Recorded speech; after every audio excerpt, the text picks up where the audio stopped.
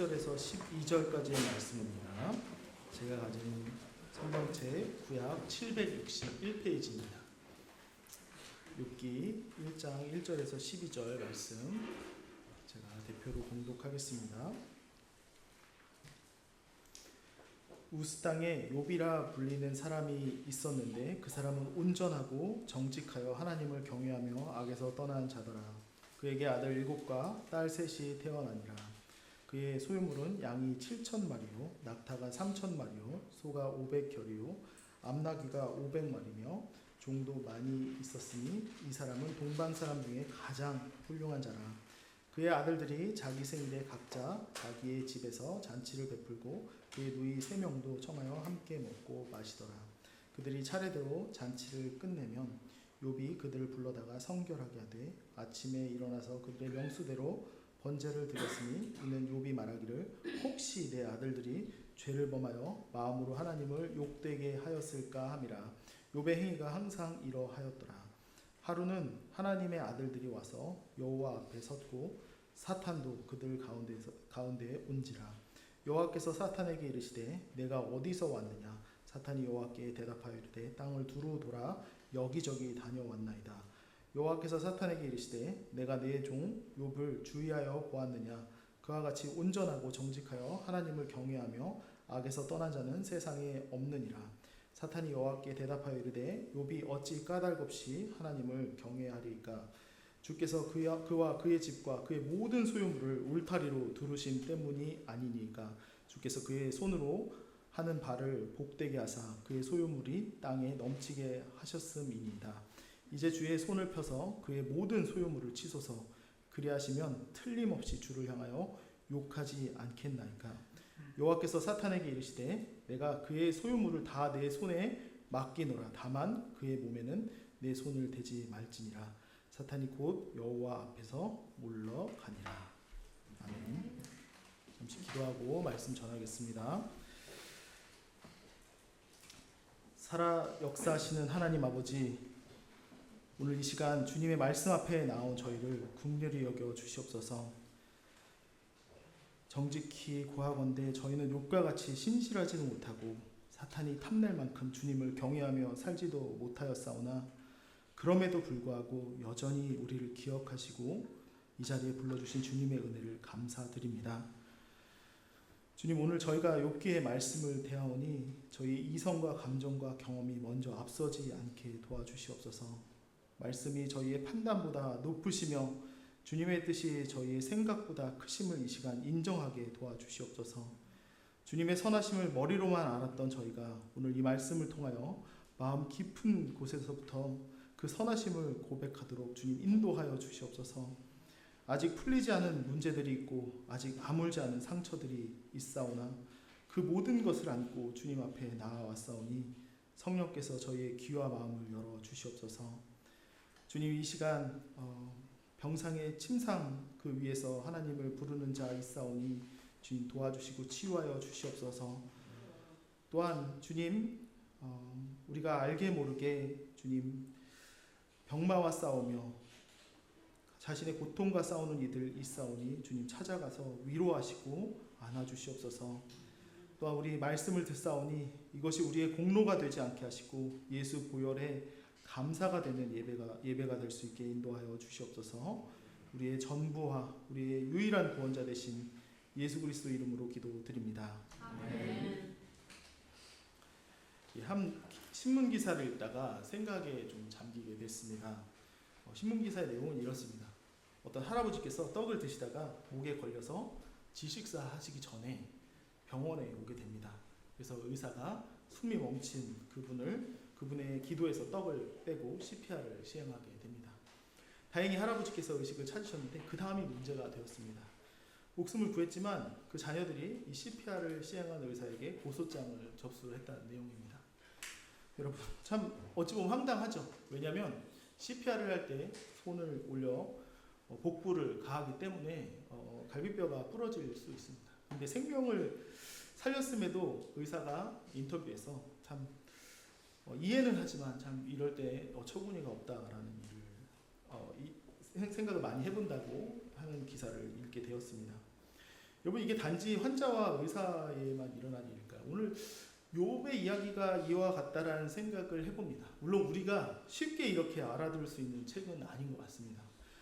욥은 평생 읽어도 잘 모를 크나큰 신비가 들어있는 책입니다. 제가 함부로 풀이할 수 없게 제 인생 처음으로 강대상에서 다뤄보게 됐습니다. 물론 성경 공부에서는 성경 공부와 지식이기 때문에 다뤄봤지만 매번 피했습니다. 처음 이야기만 들어도 사실 굉장히 불쾌한 상황이기 때문에 더더욱이나 제게 이 이해가 한 발짝 한 발짝 다가가는데 오래 걸렸습니다. 왜냐면요, 한번 생각해보세요 여러분. 아무 잘못이 없는데 무슨 일이 벌어졌습니다. 그것도 하나님께서 사탄과 내기를 했기 때문에 이 일들이 펼쳐지는 것이 이야기의 시작입니다.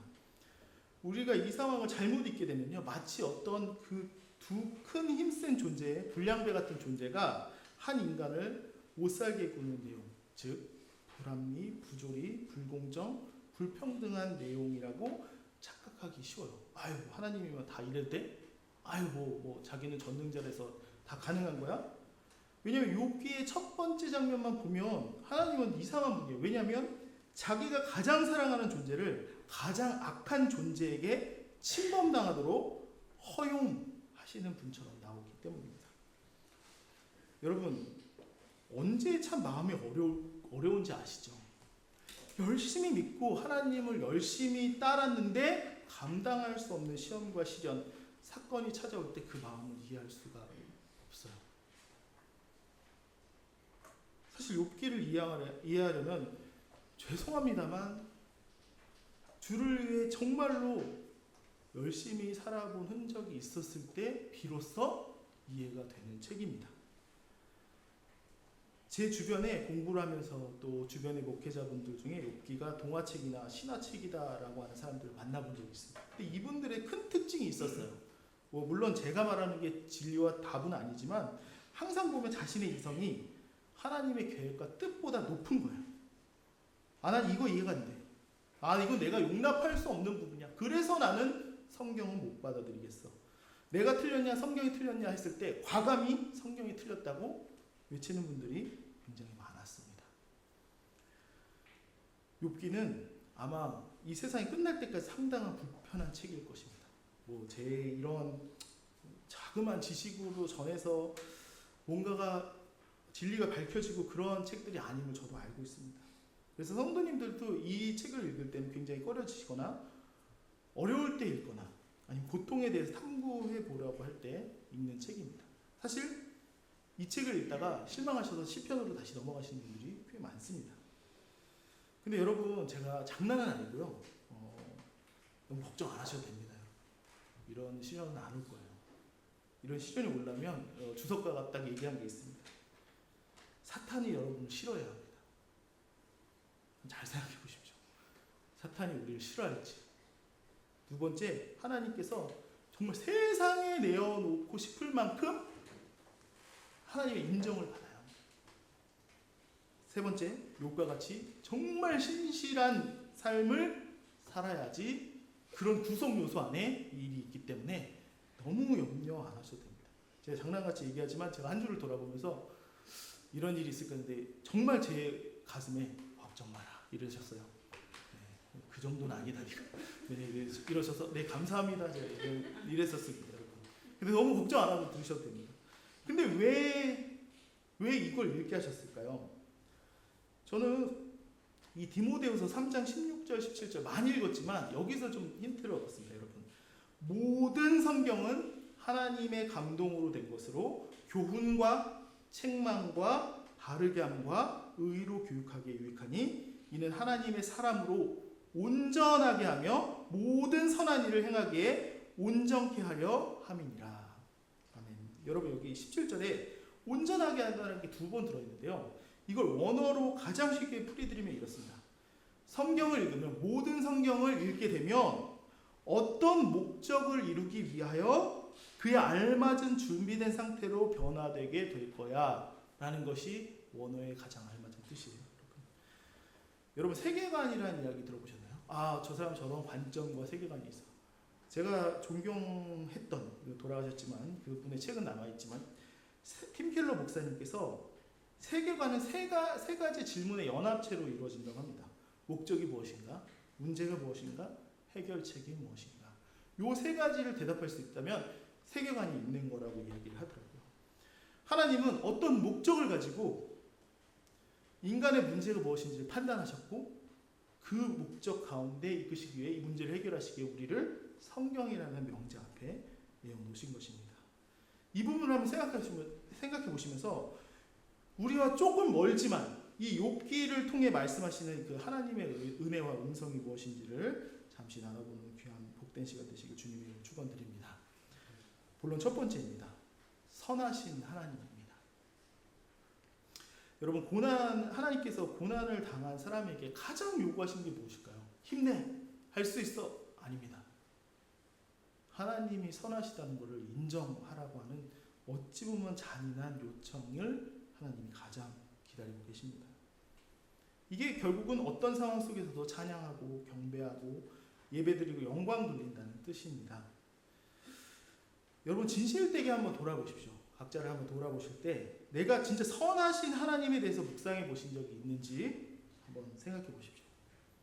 내가 진짜 예배드리는 이유가 그분의 이름을 위해서, 그분의 존재에 감사해서 찬양하고 예배드리고 있는 경험이 많으신지요? 많다면 정말 복된 신앙생활을 하고 계신 것입니다. 주님의 이름으로 선포합니다. 여러분, 예배드리는 이유가 뭘까요? 우리가 무슨 목적이 있으시나요? 하나님께 민원 드리기 위해, 하나님께 청원 드리기 위해, 아니면 맡긴 거 찾아가시기 위해서, 안 드리면 벌 받을까봐? 물론 이것도 완전히 틀리다고 보기는 어렵지만 하나님이 바라시는 예배의 진정한 모습은 아니죠. 왜 제가 이 말씀을 드리냐면 하나님이 선하시다는 것조차가 성립되지 않는 우리의 인생이 죄의 출발의 시작점이기 때문에 그렇습니다. 여러분, 창세기를 읽어보시면 인류 최초의 사탄의 가스라이팅이 나와요. 하나님이 이렇게 말씀하셨어요. 다 이게 분류해서 말씀드리면, 나 떠나지 마. 이 선악과가 네가 나를 떠나지 않는다라는 그 약속인 거야. 절대 이거 먹으면 나와 분리되니 건들지도 말고 쳐다보지도 말거라 라고 말씀합니다. 근데 사탄이 나타나서 어떡하죠? 아주 논리적으로 아담과 하와를 설득합니다. 야, 너 하나님 이상하지 않냐? 다 줬으면 다 준 거지. 왜 하나는 빼고 줬대냐? 뭔가 이상해. 먹어도 돼. 죽지 않아. 이렇게 인간을 꼬시게 됩니다. 이게 무슨 의미일까요? 너 하고 싶은 대로 해. 인생은 너 하고 싶은 대로 살면 돼. 그렇게 놔두지 않냐? 그분은 좋은 분 아니야. 라고 전제 조건을 깔고 이 사탄은 그 어마무시한 논리력을 가지고 파고들게 된 겁니다, 여러분. 만약 하나님이 계신데 네가 원하는 것을 안 주고 바라는 대로 들어주지 않는 분, 그분은 선한 분이 아니야. 이것을 교묘하게 올가미를 치고 사탄을 기다리고 그냥 죄악만 일으킨 게 아니고 우리의 온 선하신 하나님에 대한 찬양에 대한 모든 부분을 비틀어 버린 것입니다. 여러분은 결국 두 가지 세상에 직면하게 되실 것입니다. 내가 할 수 있는 만큼 자유롭게 할 수 있고 그것을 도와주는 하나님, 그분이 하나님이라고 칭송하며 선하며 그분을 영광 돌리는 한쪽 하나님을 만나게 되실 거고요. 어떤 다른 쪽은 하지 말라는 것은 하지 말고, 불편하지만 그의 존재와 성품, 그의 말씀을 고루하고 지루하고 답답하지만 따라가는, 그러면서 그의 존재와 그의 옳음을 증명해 가는 삶, 두 개가 있습니다. 원칙이 알죠. 이 사람 하나님 말씀 따라가야 된다 알지만 거의 대부분 우리가 살아가는 방식은 내 중심대로 하나님을 풀이하고, 하나님이 이렇게 하면 선하시고 이렇게 하지 않으면 선하지 않는다 하며 저 포함 많은 이들이 살아갑니다.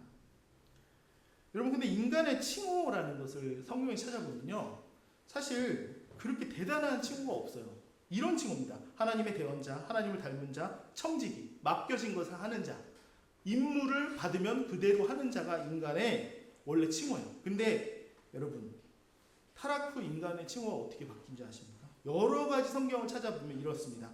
내 뜻대로 사는 자, 내가 하고 싶은 대로 하는 자, 그러다 의미 없이 아무 흔적도 없이 사라지는 자. 여러분, 너무 비견되죠, 이 의미가. 하나님의 뜻을 따라 사는 자, 내 뜻대로 살다가 없어지는 자. 이게 굉장히 성경의 갈림길에 있는 내용들입니다. 왜 이렇게 욥기 얘기 안 하고 잔소리 폭격처럼 이렇게 얘기를 드리냐? 욥기가 어렵기 때문에 이렇게 밑바닥을 많이 깔고 있습니다, 여러분. 내 시각대로 관점대로 욥기를 읽으면요, 인권유린과 깡패 같은 심리, 무참하게 선량한 어떤 사람을 밟는 내용이에요, 여러분. 그런 내용은 아닐 거 아니겠습니까? 근데 읽어봐도 관점이 흔들리면요, 읽고 나서 이런 생각이 들어요. 야, 하나님 가까이 가면 안 되겠는데? 묘한 생각들이 와요. 가까이 가면 나도 팔아 넘기실 수도 있겠는데 염려하지 마십시오. 안 넘기세요. 근데 그렇게 어려운 책이 이 책입니다. 여러분, 하나님의 관점에서 한번 욥을 설명해 보도록 하겠습니다. 여러분, 법정적인 칭호와 그 근간에서 살게 돼요. 우리는 어쩔 수 없이 이 세상을 살면서도요, 여러분 법적인 어떤 소속이 있죠. 하나님께 있어서 욥은요, 열심히 살지만 절대로 하나님의 성실한 보호하심, 복 내려주심 없이는 한순간도 살 수 없는 존재예요. 정말 아기 같은 존재예요. 아기. 뭐 갓난아기 한번 키워보시고 보신 적 있으시죠? 저 잘못해갖고 예전에 이렇게 졸다가 했는데 제가 컬럭컬럭 하길래 봤더니 콧구멍에 넣었더라고요, 제가. 이게 이게 다른, 얘가 못 빼요. 얘는 무슨 일인지 이렇게 막 이렇게 흔들기만 하지. 그때 알았어. 정신 안 차리면 얘 진짜 이상하게 할 수 있겠구나. 여러분, 욥이 하나님의 관점 앞에서는 그런 존재라는 것입니다. 그리고 얼마나 사탄이 싫어했냐면, 사탄이 논리적이에요, 여러분. 사탄이 이상한 존재 아닙니다. 이런 논리예요. 왜 다 썩어 자빠져 죽어도 되는 저 진노에 쌓인 인간 하나를 하나님 그렇게 감싸고 도십니까? 라는 얘기예요. 논리적으로 맞지 않아요? 수많은 인간, 죄로 인해 다 죽어야 되는데 왜 저 인간 하나는 선택해서 저렇게 살게 내버려 두나요? 나에게 넘겨주세요. 내가 질겅질겅 짓밟아 놓겠습니다. 논리적으로 틀린 게 아니에요, 여러분. 왜냐하면 죄악된 인간은 다 죽어야 하기 때문입니다. 전능자의 손아귀에 보호받고 있는 그를 빼앗으면 내가 난도질해서 당신에게 보여주겠다는 겁니다. 사탄이 되게 잔인한 것 같지만요, 논리성은 한 개도 흔들린 게 없습니다. 여러분, 사탄이 증명하겠다는 게 두 개입니다. 기억하십시오, 잘. 욥이 이거예요. 되게 하나님께 수치를 주는 거예요. 욥이 당신이 주는 그 어떤 복 때문에 당신을 도구적 가치로 이용합니다. 라고 그걸 내가 증명해내겠습니다. 처음에. 첫 번째고, 두 번째가 뭐냐? 그걸 폭로해서 결국 당신을 저주하고 당신과의 관계를 끊어버리고 떠나는 모습을 내가 반드시 만들어서 당신 앞에 갖다 놓겠습니다. 이게 사탄이 이야기한 것입니다.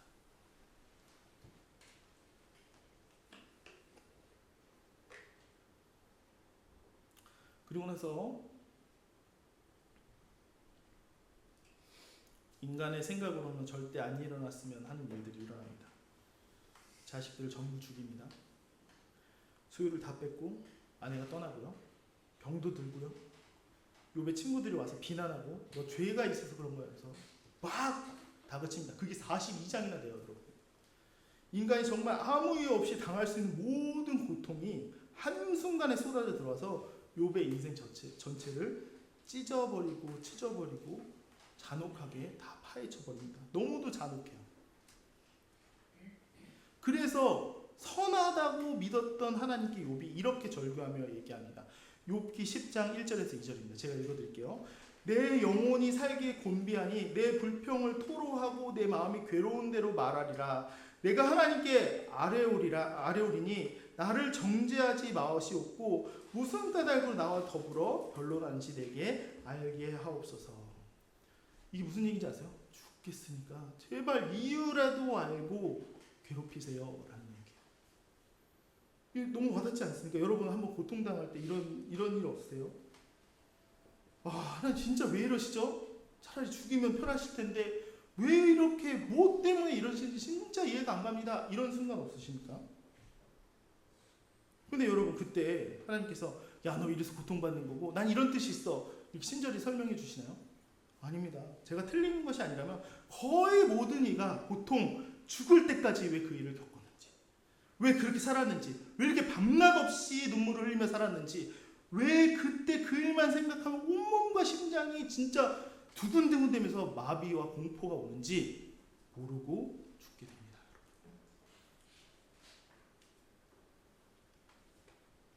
여러분, 이 현상과 이 현실에 마주했을 때 그래도 하나님 선하십니다 얘기할 수 있을까요? 이게 우리가 인생 앞에 서야 되는 질문이, 모두가 욥과 같진 않지만 살아가는 인생 가운데 그래도 당신은 옳고요, 그래도 괜찮습니고, 그래도 당신에게는 모든 것이 가능합니다 라고 우리가 고백할 수 있을까요? 저는 감정으로 풀어낼 수 있는 사람이 아니어서 욥은 그러했습니다. 욥은요, 하나님의 선하심을 자신의 입술로 드러냈습니다. 이렇게 드러냈습니다. 마지막 장 욥기 42장 2절 3절에 이렇게 욥이 증언합니다.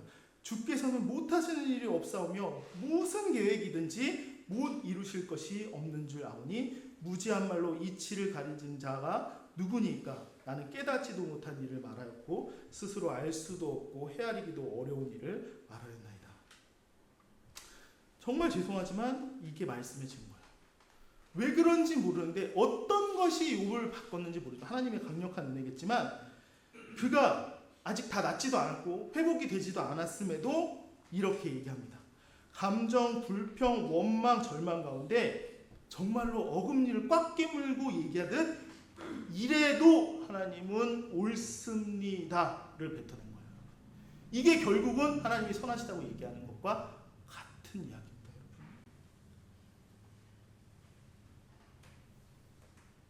만약 여러분이 지금 겪고 계신 일들 가운데, 저도 마찬가지고요, 내가 정말 다 옳아 보이고 맞는데 불필요한 일을 일으키신 하나님이 그래도 당신이 맞았고 전 틀렸습니다 여러분 고백하신다면, 여러분 인생에 하나님 선하시다고 고백하시는 거예요. 감정이 어떠시든 간에, 불편한 감정이건 서운한 감정이건 애가 타고 원망인 감정이건 간에요, 그분을 인정하고 그분께 고백을 한 것입니다.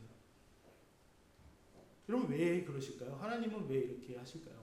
신학적으로 어렵지 않습니다. 여러분 아까 말씀드린 세계관 안에 설명해 드리면 목적이 뭘까요? 여러분 예수 닮게 하기 위한 거예요.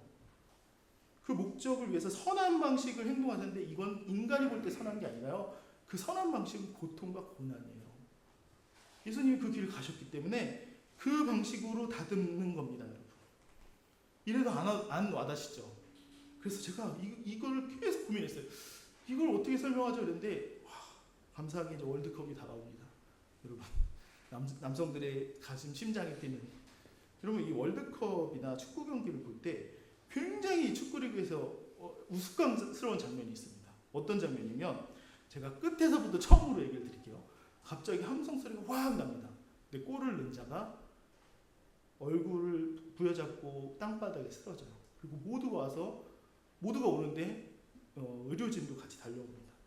이 사람이 어떻게 골을 넣냐면 골키퍼가 온 힘을 다해서 걷어내려고 하고 수비수가 걷어내려고 하는데 이 사람 정면에 얼굴을 맞은 겁니다. 그래서 얼굴이 앞면이 거의 마비가 될 정도로 코피를 흘리며 골을 넣은 장면을 제가 어제 본 적이 있어요. 이분이 행복할까 불행할까? 여러분 승리의 함성이 있고요, 원치 않는 피 흘림이 있었지만 기쁨의 골을 만들어낸 거예요. 이게 만약에 축구 선수고 이게 만약에 공격수였잖아요. 정말로 울며 감격했어요. 만약에 그게 결승골이고 그게 승리의 골이었으면 말입니다. 여러분 뼈와 얼굴이 으스러지는 것 같지만 그가 해야 될 일이 그것이었기 때문에 분명히 그의 목적, 스트라이커로서 아니면 공격수로서 존재했던 그 이유가 원치 않지만 자신의 으스러짐으로 승리를 나타내며 기뻐했을 것입니다. 저는 감히 욥의 인생이 이랬다고 생각이 듭니다. 자신은 원하지 않았어요. 자신은 멋지게 경건하게 살며 하나님을 나타내고 싶었는데 고난이라는 정말 아까 공 맞은 것처럼 피 흘림이 다가오고 슬픔에 절규하고 하나님을 원망하고 부르짖었는데 그의 인생에 예수가 보였고 그의 인생에 예수와 닮았다라는 흔적과 그의 인생에 예수의 성품이 묻어 있었어요. 비록 그는 원하지 않았고 바라지 않았고 아파했고 눈물을 흘렸고 끔찍했지만 하나님에게 있어서 그는 아까 그 스트라이커처럼 승리를 가져온 선수였을 것입니다. 여러분, 하나님이 선하시다는 건요, 말로, 설교로, 어떤 소유물의 증가로, 어떤 회복으로, 어떤 기쁨으로만 표현되지 않음을 여러분 기억하시길 부탁드립니다. 그 선하신다는 정점에요, 예수 그리스도를 아무 까닭 없이 내어주신 그 하나님의 은혜가 우리 안에 자리 잡아야 돼요. 그 마음과 마주할 때, 그 길에 우리가 서서 걸어갈 때, 그때 하나님의 선하심이 드러납니다. 내가 괜찮은 삶으로, 내가 합당한 삶으로 드러나는 것이 아니라 그분이 나를 무슨 이유인지 모르지만 도구 삼아 그분의 영광을 드러낼 때 하나님의 선하심이 드러납니다. 사랑하는 주의 백성 여러분, 이 하나님의 초대 혹은 불편한 간섭 가운데, 이 길 가운데 승리의 하나님과 그 기쁨의 하나님을 나타내시는 저와 여러분 되시길 주님의 이름 간절히 축원드립니다. 두 번째입니다. 우리와 함께 하시는 하나님. 저는 인간이 가장 위로받는 감정 중에 하나가 함께라는 것이라고 생각합니다. 지난주 제가 교회가 답이라는 말씀을 드렸죠. 저는 한 주간 굉장히 그러니까 제가 원하는 내용의 설교는 아니었기 때문에 고민이 많았습니다. 저는 여러분 하나님을 파는 사람이 아닙니다. 여러분 꼭 기억해 주십시오. 하나님 저는 팔진 않아요. 여러분 교회의 힘을 늘려보기에 이런 교회 보이십시오, 예배 드리십시오 이런 마음이 아닙니다. 그 고민이 맞다는지 제가 우연히 영상 하나를 발견했습니다. 여러분. 여기가 해외 디아스포라이기 때문에 이 말씀을 드리는 것을 꼭 이해해 주시기 부탁드려요. 이분이 누구였냐면 의학에 종사하는 분이셨어요. 근데 어떤 분이냐면 이게 수녀들을 연구하시는 분이었어요. 그러니까 수녀회 공동체 생활들을 연구하시는데 아주 특별한 특징이 있어 보였다는 겁니다. 수녀들 아시죠? 가족이 없어요. 보통 은퇴하시면 혼자 외롭고 고독하게 돌아가시는 분들이에요. 그래서 굉장히 치매도 많고 질병도 많고 굉장히 어찌 보면은 많은 좋은 일을 하시다 보니 그렇게 삶을 어렵게 마치시는 분이라고 합니다. 근데 어느 공동체에 갔는데 놀라운 일이 일어났다는 겁니다. 그래서 계속 그 연구를 진행하고 계시다는 내용이었는데 뭐냐면 이상하게 치매가 있는데 치매의 증상이 발현되지 않는 거예요. 그래서 자기가 그 의학으로 실험을 해봤는데 이거예요. 치매 때문에 뇌세포가 죽는 현상보다 공동체에 속해 있어서 새롭게 하루하루 만들어내는 능력이 치매 현상을 덮어버리는 겁니다. 너무 놀랍지 않습니까? 제가 이 영상을 보고 어머니께도 보내드리고 어머니께 전화드리면서 이렇게 말씀드렸어요. 엄마 혼자 있지 마. 나가서 지인들과 또 점심 식사도 하시고 무조건 사람을 많이 만났으면 좋겠습니다. 이렇게 얘기했어요. 그리고 같은 마음으로 말씀드려요. 교회 생활 하십시오. 여러분 다른 의미가 아닙니다. 여러분. 여기까지 얘기했는데 오해 안 하시겠죠? 너 무슨 꿍꿍이가 있지 이렇게 안 하시겠죠? 교회 생활 하십시오. 여러분 암보다 외로운 게 암보다 위험한 게 외로움이에요. 여러분. 제가 군생활 카츠사로에서 미군이랑 생활을 했는데 3명의 군인이 총으로 자살하는 것을 봤어요. 여러분 미군이 한 해에 전쟁으로 잃는 군인의 숫자보다 외로움으로 잃는 군인의 숫자가 훨씬 많습니다. 여러분 농담이 아닙니다. 영국에는 고독부가 있고 고독부 장관이 있습니다. 디파트먼트 오브 론리니스가 있어요. 제가 지금 만우절 아니에요, 여러분. 그러니까 고독이라는 걸 사회적으로 다루기 시작했어요, 여러분. 여러분 영국이라는 나라가 어느 나라입니까? 교회가 장로교회 탄생이 그곳에서 있었던 나라인데 지금 그 교회가 없어지니 고독부라는 게 등장을 했어요, 여러분. 그게 뭐 잘못됐다 잘됐다 이전에 그렇게 여러분 말씀드립니다. 인간이 계속 마주할 게 이 외로움과 고독함이에요. 그래서 제가 교회가 답이라고 말씀드립니다. 혼자 있을 때는 공동체 생활 안 하면 계속 뒤틀림이 오는데 나만 몰라요. 여러분 교회 생활 남을 위해서 하는 게 아닙니다. 제가 제일 안타까운 순간 자주 말씀드렸잖아요.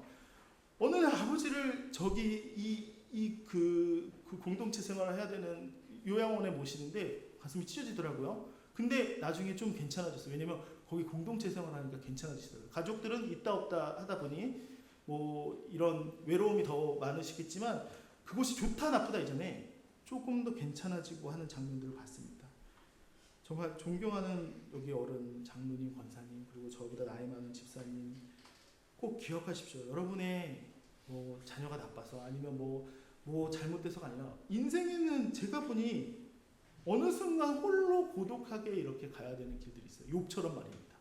아무 잘못 안 했는데 노화 때문에 찾아오는 질병들, 아무 잘못 안 했는데 그냥 여러 가지로 그냥 빵빵 터지는 문제들 가운데 휩싸일 때 하나님이 함께 하시는 일 드시길 부탁드려요. 그냥 얘기 드립니다. 하나님이 여러분을 끝까지 놓지 않고 함께 하심을 여러분 신뢰하시길 주님의 이름으로 축원드립니다. 여러분 욥이 그 고난과 역경을 어떻게 이겨냈을까요? 욥이 해결 안 된 순간이 있는데 제가 읽어보니 어느 때인 줄 아세요? 왜라는 질문이 많을 때. 저도 인생에 가장 힘들 때가 왜라는 질문이 폭발할 때입니다. 왜 이때예요? 왜 이거예요? 왜 저 사람이에요? 왜 이 일이에요? 왜 그러시죠? 왜? 여러분 이렇게 하다가 이 사람은 요즘 거울 치료라는 게 있습니다. 거울 치료를 받으면 이게 회복이 되거든요. 제가 전 교회 성도님이 이런 분이 계셨어요. 문자만 보내면 왜 보내세요? 왜 이렇게 하시죠? 왜 이렇게 하시는 분이 계셨어요. 근데 저희는 신방 기록을 서로 공유하는 게 있어요. 이게 무슨 아픔을 하는 게 아니라 그 프로그램이 있기 때문에 거기에 뭐라고 써있는지 아세요? 전임자들이 경고, 조심, 침묵으로 일관할 것. 여러분, 제가 이 욥기서를 읽으면서 왜 하나님이 침묵하셨는지 알겠더라고요. 그걸 설명이 안 되니까. 왜라는 질문을 하지 말라는 게 아닙니다. 여러분 오해하지 마세요. 질문하지 말라는 게 아닙니다. 지금 이 욥은요 아이들의 호기심의 왜가 아니에요. 왜 내가 해석할 수 없는 문제를 갖다 주냐라는 그 인간의, 죄송합니다. 욥이 잘못한 건 없지만 인간이 죄인이기에 그냥 드러내는 교만과 좁은 시야입니다. 근데 여기 대답 안 해주세요. 욥기를 잘 읽으셔야 되는 게 이겁니다. 하나님이 거기다가요 왜라고 질문하니까 하나님이 또 질문하세요. 너 내가 창조할 때 이거 봤어? 있을 때 있었어? 거의 무슨 손병호 게임 하듯이 너 내가 얼마나 바닷물을 깊이 판 줄 알아? 저 지평선이 얼마나 높은 줄 알아? 대답할 수 없는 얘기를 마구 쏟아졌습니다. 왜 그러셨는지 아십니까? 너는 왜를 묻지만 나는 너와 함께 있어를 얘기하거든요. 그러니까 대화가 안 맞은 거예요. 너 왜 그랬어? 이랬더니 하나님은요 나는 이걸 다 만들어서 너와 함께 있는 거야. 너와 함께 있는 거야. 영어로 따지면 why라는 질문에 who, 나는 누군데 너와 함께 하는 거야 계속 얘기하는데 부부싸움 하듯이 저 대화가 안 맞는 것입니다. 여러분 근데 욥이 언제 그 가장 힘들었냐 포인트를 딱 집어보니 욥은요 하나님이 나를 버리신 것 같은 처절한 침묵과 외로움에 있을 때 이 질문이 극에 달한 거예요. 왜 그러죠? 왜 이러시죠? 왜 그런 거예요? 근데 이유는 모르겠습니다. 하나님의 은혜로 욥기 42장 5절 욥이 바뀌어요. 이렇게 내가 주께 대하여 귀로 듣기만 하였사오나 이젠 눈으로 주를 배웁나이다. 이게 뭐가 되냐면 알죠. 하나님 들었죠. 저 멀리 계신 분 잘 알아요. 교리 있고요. 저 전통 가운데 태어났고요. 저 어렸을 때부터 교회 다녔고 많이 들었습니다. 근데 진짜 하나님이 함께하는 것 눈으로 본 거예요. 이게 진짜 현현을 봤다라는 얘기도 있고 진짜 하나님이 함께 일하시는 것들을 봤다라는 게 있습니다. 여러분 이상한데요. 성도라면 가장 힘을 얻는 순간이 언제인지 아세요, 여러분? 문제가 해결되는 순간이 아니라 그가 나와 함께하고 있구나. 여러분, 그가 나와 함께하고 있구나. 제가 추상적으로 먼 발치에 어떤 글을 얘기하는 게 아니라요. 모든 걸 다 주고 생명을 쏟아부어 그의 자녀를 보낸 어떤 그가, 내가 잘 모르고 성경을 잘 몰라도 알 수 있는 그가 내 인생에 함께하고 있다는 것입니다. 여러분, 그 역사를 체험하시길 주님의 이름으로 간절히 축원드립니다. 이제 결론을 맺으려 합니다. 물론 제가 설명을 잘 못하는 것도 있고 정말 말을 잘 못하는 것은 양해 부탁드립니다. 여러분, 아무리 근데 제가 이 설명을 화려하게 했는들 여러분이 굉장히 수없는 욥기를 통달한들요 평생 우리가 이해하지 못한 일들은 여전히 다가올 거예요.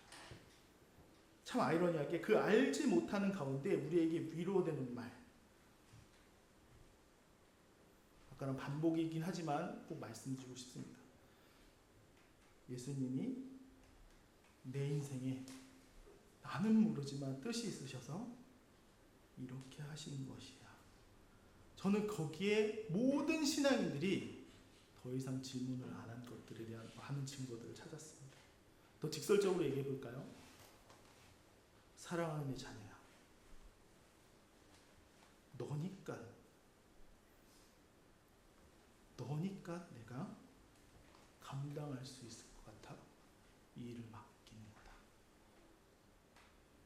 그래서 너를 지명해서 불렀고 이 일을, 큰 일을 보여주기 위해 이 길을 걷게 한다면 너 위로가 되겠니? 이게 욥기가 우리에게 가르쳐주는 이야기입니다. 여러분, 우리 설교전 지금 불렀던 내용은 평안에 작사했던 스패포드의 이야기를 아십니까?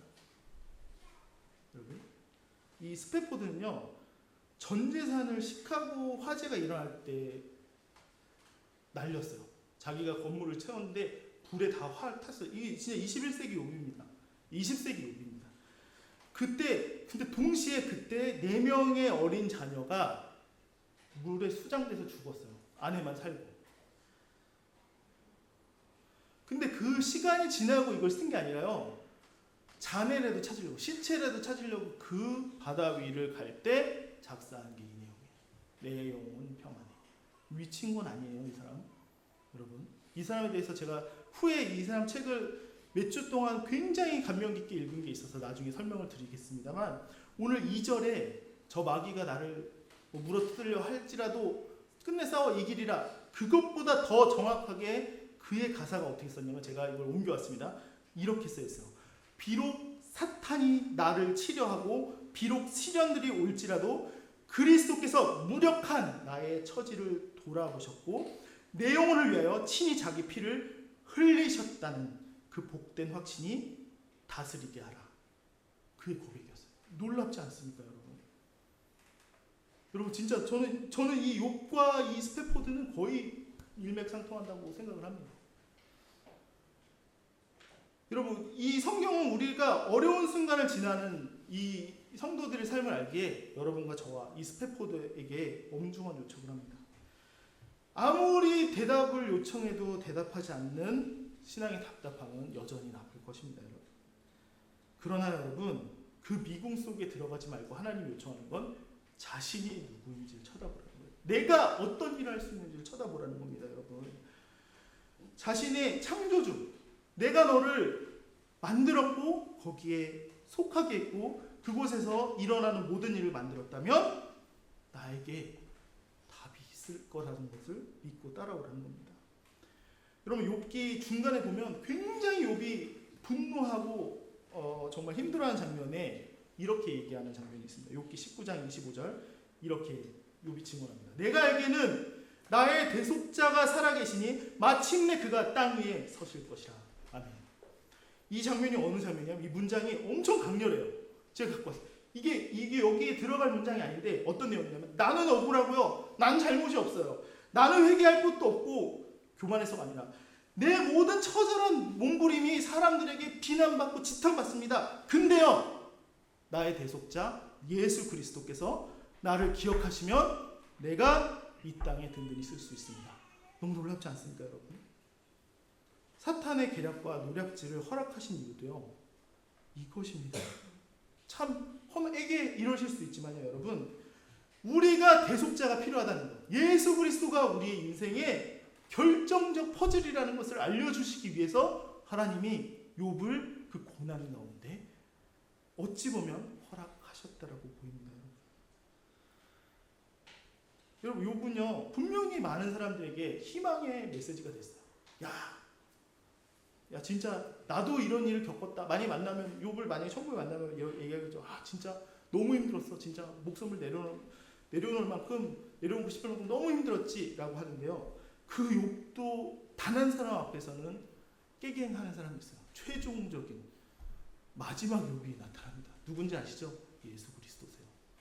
욥은요 그냥 그 수많은 죄인들의 한 사람이었지만요 죄도 모르고 어떤 까닭도 모르고 인간관계에 얽힘도 없는 어떤 한 분이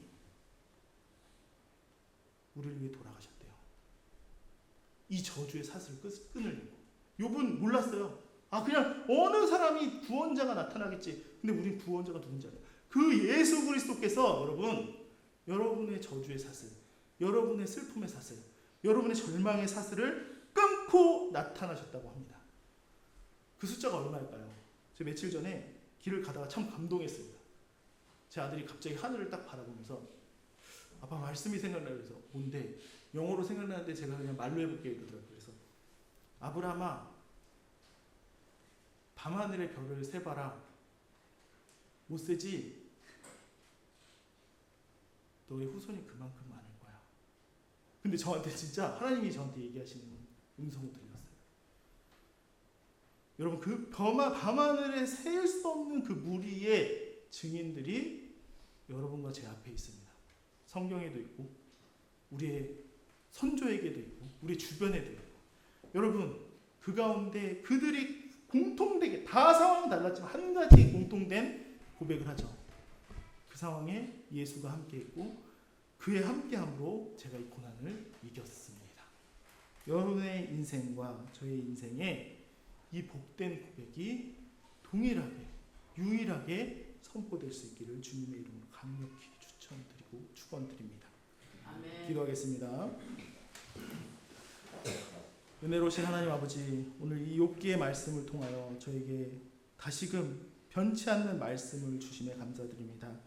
저희가 미처 깨닫지 못하였던 주님의 선하심과 함께 또한 우리와 언제나 함께 하심을 다시금 깨닫게 하시니 이 시간 감사와 찬송과 영광을 올려드립니다.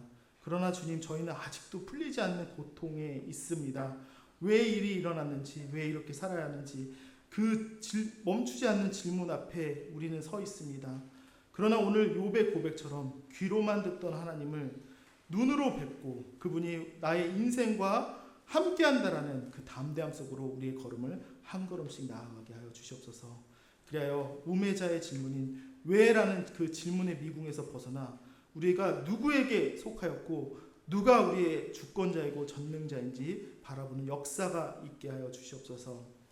우리의 억울함과 원통함과 외로움과 아픔을 아시는 나의 대속자 예수 그리스도께서 지금도 살아계심을 믿사오니 우리의 부활과 우리의 영광이 되어주시고 우리 삶에 영원한 함께하심으로 우리의 삶을 풍요롭게 하여 주시옵소서. 이 모든 말씀 예수님의 이름으로 기도드립니다. 찬송가